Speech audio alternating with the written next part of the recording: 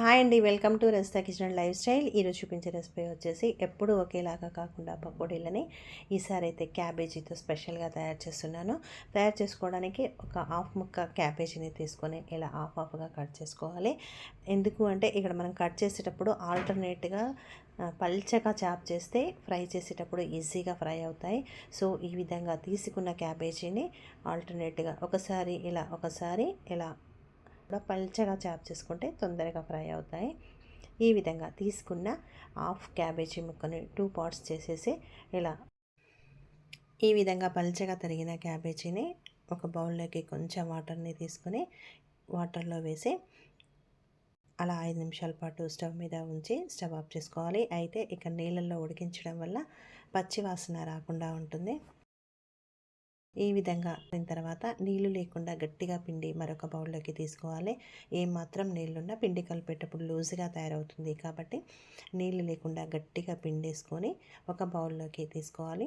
ఇప్పుడు 2 ఆనియన్స్ని పొడవుగా కట్ చేసి యాడ్ చేసేసి కొంచెం పచ్చిమిర్చిని అంటే 3 నుంచి 4 వరకు పచ్చిమిర్చిని యాడ్ చేస్తున్నాను. కొంచెం కరివేపాకు, కొంచెం కొత్తిమీర, 1 టీ స్పూన్ వరకు కారంని, 1.5 టీ స్పూన్ వరకు సాల్ట్ని, 1 టీ స్పూన్ వరకు జీలకర్ర, కొంచెం రపలుగా దంచిన ధనియాలు, 1 టీ స్పూన్ వరకు ధనియాల పౌడర్ని ఈ విధంగా ఒకదాని తర్వాత ఒకటి వేసేసి పూర్తిగా కలిసే విధంగా కలపాలి. ఈ విధంగా కలిపిన తర్వాత అల్లం వెల్లుల్లి పేస్ట్ని వేసి కలపాలి.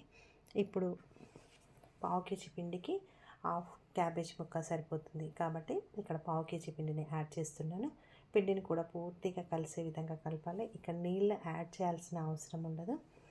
అదేవిధంగా కొంచెం సోడాని వేసుకుంటే ఈజీగా డైజెస్ట్ అవుతుంది కాబట్టి నేను పావు టీ స్పూన్ అంతా సోడాని కూడా యాడ్ చేస్తున్నాను. క్యాబేజీలో ఉన్న నీళ్ళతోనే పిండిని కలిపేసి నూనె ఎక్కువగా గుంజకుండా ఉండాలి అంటే కొంచెం బియ్యపిండిని కూడా యాడ్ చేసుకోవచ్చు. బియ్యపిండిని యాడ్ చేయడం వల్ల నూనె పట్టకుండా ఉంటుంది. అదేవిధంగా క్రిస్పీగా కూడా ఉంటాయి. ఈ విధంగా పిండిని పూర్తిగా కలిసే విధంగా కలిపేసి ఫ్రై చేసుకోవడానికైతే ప్యాన్ తీసుకొని ఆయిల్ వేసేసి ఆయిల్ వేడైన తర్వాత పల్చగా పకోడీలని ఇలా కొంచెంగా వేసుకుంటూ పూర్తిగా ఫ్రై అయిన తర్వాత డిష్ అవుట్ చేసుకుంటే ఎంతో రుచికరమైన క్యాబేజీ పకోడీ రెడీ. స్కూల్ నుంచి పిల్లల ఇంటికి రాగానే ఏదో ఒకటి అడుగుతూ ఉంటారు కదా, ఇంట్లో తయారు చేసుకుంటే నూనె అనేది ఫ్రెష్గా ఉంటుంది. అదేవిధంగా హెల్తీగా కూడా తయారు చేసుకోవచ్చు.